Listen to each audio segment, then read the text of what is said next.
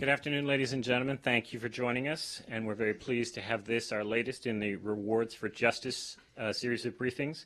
I'm very pleased to introduce Assistant Secretary for Diplomatic Security, Mr. Michael Evanoff, Assistant Secretary of the Treasury, Mr. Marshall Billingsley, and our Ambassador at Large for Counterterrorism, Ambassador Nathan Sales. The biographies are in the briefing announcement, so I won't quote for them here. I'll just note that since 1984, the United States government has paid more than $150 million to over 100 people who have provided actionable information that put terrorists behind bars or prevented acts of international terrorism worldwide under the Rewards for Justice program. A few words about the order. This event is on the record. We'll have brief remarks from all three principals, and then we'll come back for a brief Q&A. And with that, I'll turn it over to Assistant Secretary Evanoff. Good afternoon. Today, the U.S. Department of State's Rewards for Justice program is offering a new reward offer up to $10 million for the information leading to the disruption of financial activities that support the global terrorist organization Lebanese Hezbollah. This announcement marks the first time that the department has offered a reward for the information on Hezbollah financial networks. The Lebanese-based terrorist organization, which the State Department designated as a foreign terrorist organization in October 1997, receives weapons, training, funding from Iran. The Secretary of State designated Iran as a state sponsor of terrorism in 1984. In previous years, Hezbollah has generated about $1 billion annually through direct financial support from Iran, international businesses and investments, donor networks, and money laundering activities. The group uses these funds to support its malign activities throughout the world, which includes the development of militia to Syria in the support of Assad dictatorship, and to Yemen in support of the Iran-aligned Houthi rebels, surveillance and intelligence gathering operations in an American homeland, and enhanced military capabilities, including its claim to possess precision-guided missiles. Such terrorist operations are funded through Hezbollah's international network of financial supporters and activities. We intend to stem that critical flow of money using the reward offer, as well as sanctions and other tools available to the U.S. government. We urge anyone with information on Hezbollah financial networks to contact the Rewards for Justice program via the RFJ website at rewardsforjustice.net or via email at lh@rewardsforjustice.net. Individuals outside the United States may also contact the nearest U.S. embassy or consulate. All information submitted to us will be kept strictly confidential. What sort of information are we seeking? We are welcome any information that leads to the identification and disruption of Hezbollah's financial mechanisms and individuals who manage or facilitate them. The Rewards for Justice program has been an effective law enforcement tool in our fight against international terrorism since its inception in 1984. To date, the program has paid in excess of $150 million to more than 100 individuals who provide information that prevented international attacks, terrorist attacks, or that helped to bring terrorists to justice. I'm confident that the reward offer that we are offering today, announcing today, will provide incentive for people to come forward with information that will help us take down Hezbollah's financial networks. Now I'd like to turn the microphone over to my Department of Treasury colleague, Assistant Secretary Marshall Billingsley, who will speak about Hezbollah's financial funding mechanisms and type of financial information we are seeking. Marshall. Thanks, Mike. Good afternoon, and I want to give a special thanks to Assistant Secretary Evanoff and to Ambassador Sales for working so closely with the Department of the Treasury in launching this most important program. We're proud to play a role in this effort as a means to further expose and financially isolate this terrorist group. Make no mistake, the United States government will use all available tools to extinguish Hezbollah's sources of revenue. We will also target any and all financial means of the group. and its masters in Iran, and every mechanism that they together use to support terrorist activities in the Middle East and, in fact, around the world. Since 2017, the Treasury has moved at an unprecedented rate to disrupt Hezbollah's financial activities and denied access to the global financial system. We've designated more than 40 individuals and entities working behind the scenes as well with friendly nations, scores of countries, to close down Hezbollah-controlled companies, money exchanges, and laundering operations. From Argentina and Paraguay to the Gambia to Dubai, we've worked with friendly governments to roll up these financing networks. In fact, nowhere better can the impact of our efforts be seen than in the statements of Hezbollah's Secretary General, Hassan Nasrallah. Last month, Nasrallah, for the first time publicly, bemoaned Hezbollah's financial situation and claimed that the financial warfare of the Treasury Department was taking its toll. In fact, he's stooping to new lows, recently resorting to exploiting charitable donations and diverting that funding to its fighters, as well as relying on political coercion and intimidation to squeeze Lebanon's financial sector and mortgage Lebanon's future. Today's reward initiative, I'm going to talk about 3 specific Hezbollah financiers. We will leave no stone unturned in our pursuit of information that will help us clamp down further on these individuals and on others they use to access the international financial system, either directly or via cash smuggling networks and other seemingly legitimate businesses and investments. As part of today's launch, we highlight, as I mentioned, these 3 individuals: Adham Tabaja, Mohammed Ibrahim Bazi, and Ali Yusuf Charara. Together, these individuals comprise key parts of Hezbollah's financial modus operandi, and they have networks that span 4 continents with links to the formal financial sector as well as the drug trade and corrupt foreign governments. The first, Adham Tabaja, once ruled a vast commercial and construction investment network across the Middle East. Tabaja and his network attempt to maintain direct ties to senior Hezbollah leadership, as well as the group's terrorist operational arm, the Islamic Jihad. And they tap into Tabaja's network for financial aid and support. Tabaja was designated by the Treasury in 2015, and since then, we have gone after 3 branches of his business. We've worked with foreign governments to dismantle his companies in Ghana, in Iraq, Lebanon, and Sierra Leone. Next is Ali Yusuf Charara, who acted as Hezbollah's personal wealth manager both inside and outside of Lebanon. Charara received millions of dollars from Hezbollah, which he then used to invest on its behalf in the oil and telecommunications sector in Iraq, Europe, and West Africa. Treasury designated Charara and his Lebanese-based company, Spectrum Investment Group Holdings SAL, in 2016, and we continue to pursue his network globally. Last is Mohammed Ibrahim Bazi, who provided Hezbollah with millions of dollars from his transcontinental business holdings. He leveraged his political relationships to build a vast petroleum, mining, milling, and energy services empire that again spanned Europe, the Middle East, and Africa, all to Hezbollah's benefit. Bazi's now struggling to maintain his business ties to Belgium, Benin, Cote d'Ivoire, Iraq, the Gambia, Lebanon, and Sierra Leone. He's also worked closely with the Central Bank of Iran to expand banking access between Lebanon and Iran, and has leveraged a close personal relationship with the ousted former Gambian dictator Yahya Jammeh to reestablish political ties between the Gambia and Iran. Treasury designated Bazi and his companies in May of 2018.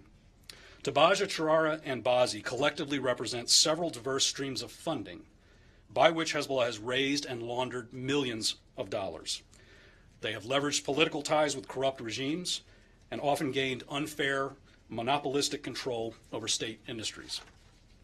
The interconnectedness between their global networks of seemingly legitimate businesses and Hezbollah, including its operational units, make it critically important that their access to the international financial system be permanently severed.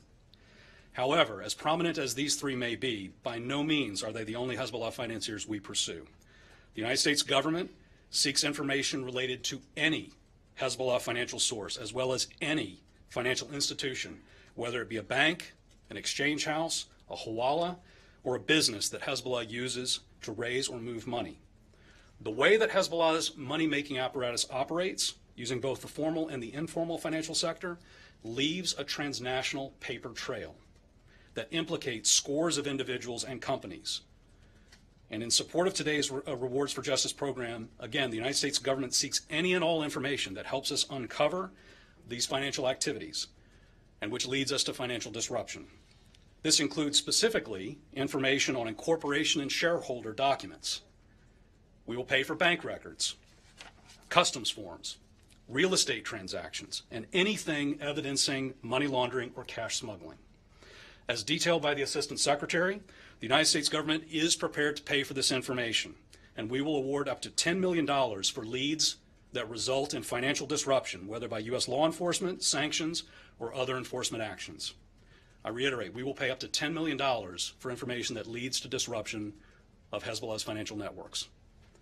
In closing, I thank our partners at the State Department, and I extend, as well as extending our support to all of those who ultimately will come forward under this program with information that further clamps down on this terrorist group's financial network. And I now have the pleasure of turning over to Ambassador Sales, who will put Hezbollah's financial activity into the broader context of this administration's counterterrorism mission. Ambassador.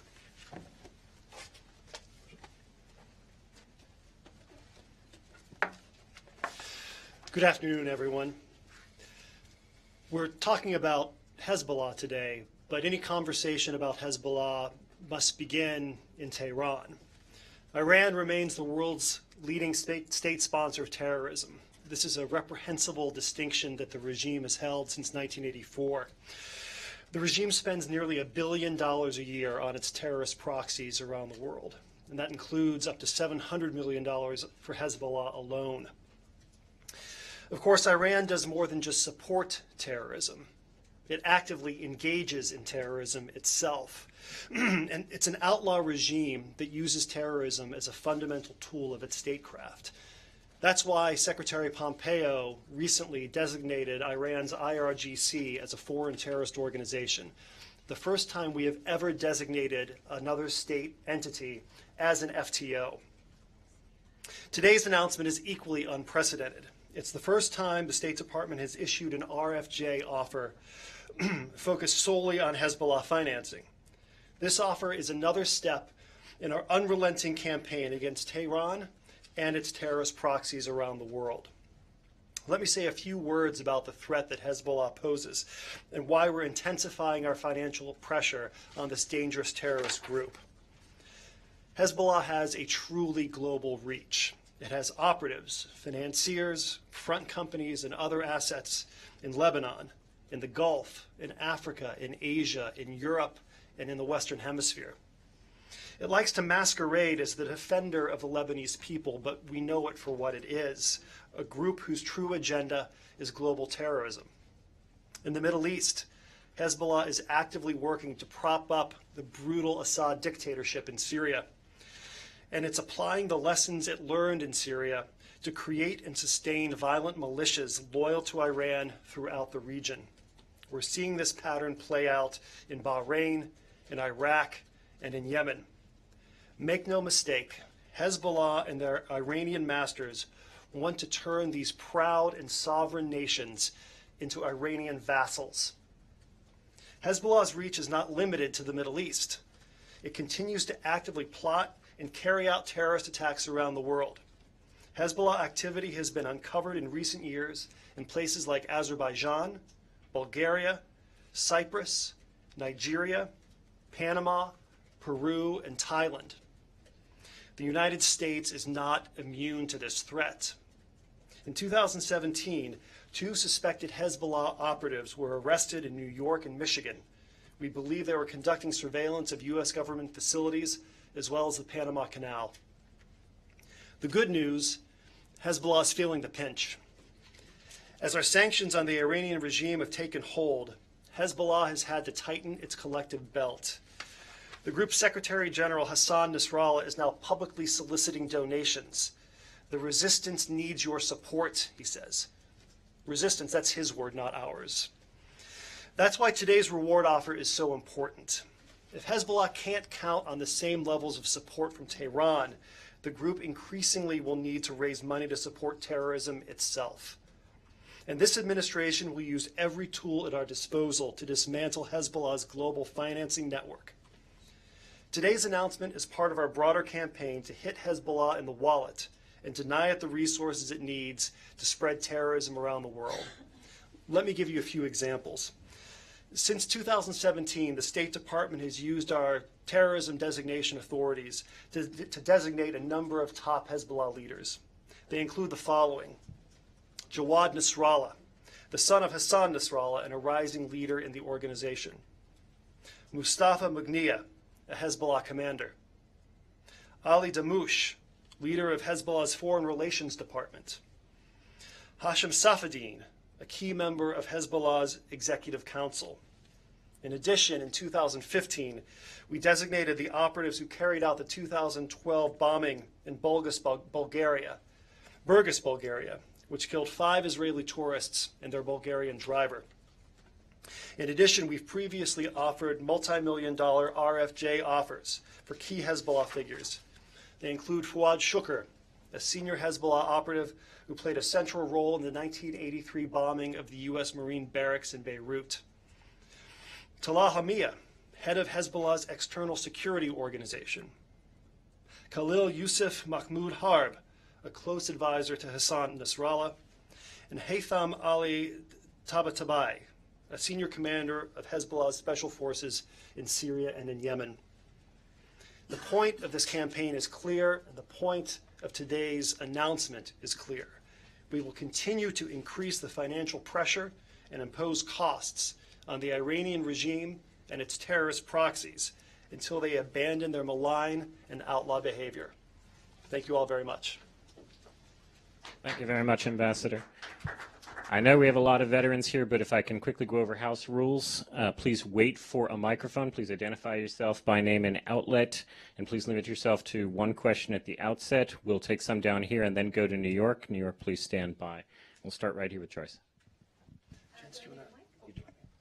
Yes, hi, thank you. Joyce Karam with The National. Thanks for a very busy Monday. You mentioned that you have a transnational paper trail that implicates companies. Any intention to reveal the names of these companies, and will you be going after these companies or, you know, allies of Hezbollah who might be helping in financing efforts? Thanks for the question. Exactly my point. The way Hezbollah operates leaves a paper trail. And what we are offering today for the first time is a rewards program that is designed to pay individuals for information like the kinds of documents I mentioned that leads to disruption of Hezbollah finances.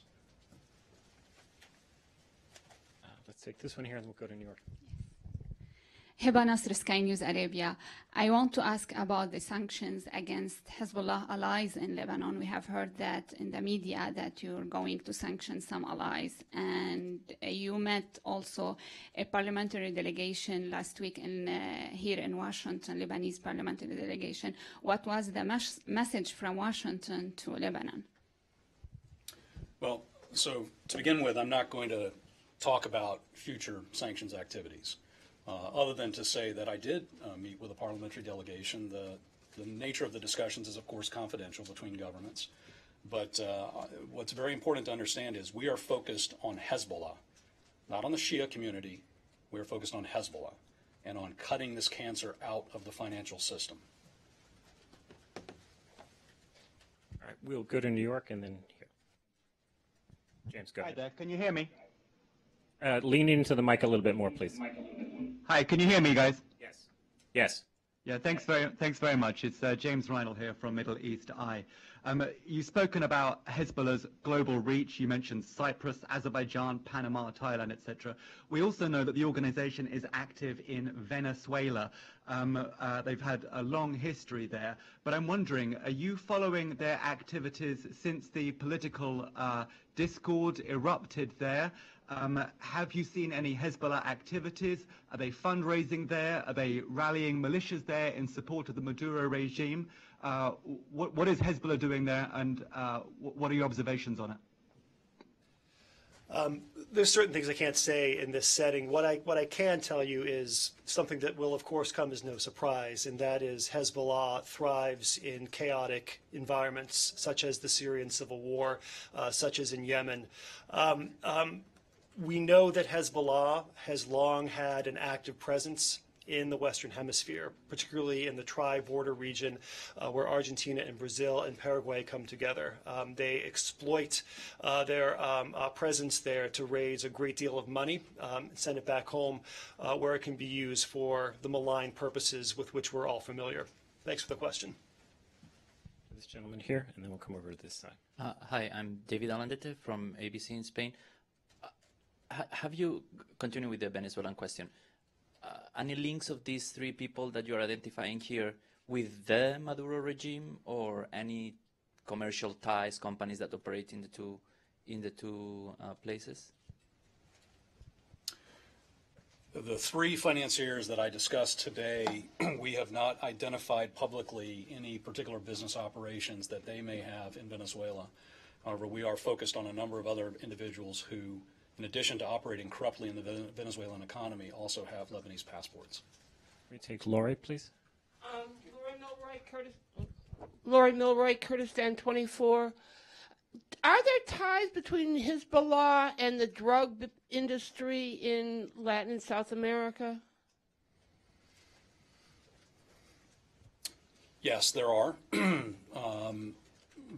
There are a number of Hezbollah financiers who, in addition to running various types of import-export businesses, I mentioned oil and petroleum type activities, but there are several Hezbollah financiers who are also involved in the drug trade. Mohammed Ibrahim Bazi is an excellent example of an individual who traffics in narcotics in addition to his other nefarious behaviors. Last week, for instance, we designated a money exchange house in Lebanon, the Chams Exchange, run by an individual who launders money, extremely large amounts of money for narcotics organizations, including Colombian narcotics organizations, and who also moves money for Hezbollah. We'll go here and then here, sir. Thank you. Jafar Al-Jafari with Al-Mayadeen. I'd like to take your argument from a domestic Lebanese perspective, and that is the sanctions you're imposing on Hezbollah's finances and individuals and what have you. What are the ramifications for the normal Lebanese who usually deal with, they rent apartments to probably identified or non-identified Hezbollah members, buying groceries at the store, getting medical assistance, medical care, that is, and all other services. Aren't those sanctions going to impact innocent people along the way? I imagine Marshall will have something to say about this as well, but let me just take a first crack at that. These sanctions are pro-Lebanon. Make no mistake, the first victims of Hezbollah are the Lebanese people, because it's the Lebanese people who see their resources siphoned off and squandered on military adventurism abroad, and terrorism at home. The goal of U.S. policy with respect to Lebanon is to isolate and marginalize Hezbollah so that it can no longer play the outsized and malign role that it does within the Lebanese political system. A policy whose goal is precisely to benefit the long-suffering Lebanese people. I think we have to be very clear that the kinds of social services that you're talking about, the use of credit cards, the access to finance, the ability to take out a loan to buy property, this all depends upon the strength and the stability of the Lebanese banking sector. When you talk about Lebanon, there are two main pillars of stability, right? The Lebanese Armed Forces and its financial sector. And I work very closely, we work in the Treasury Department extremely closely with Governor Riyad Salameh and his vice governors to protect the Lebanese banking sector. It is vital that the governor of Lebanon understand that the protection of the Lebanese financial sector is jeopardized by Hassan Nasrallah and Hezbollah, who attempt to make inroads into the banks.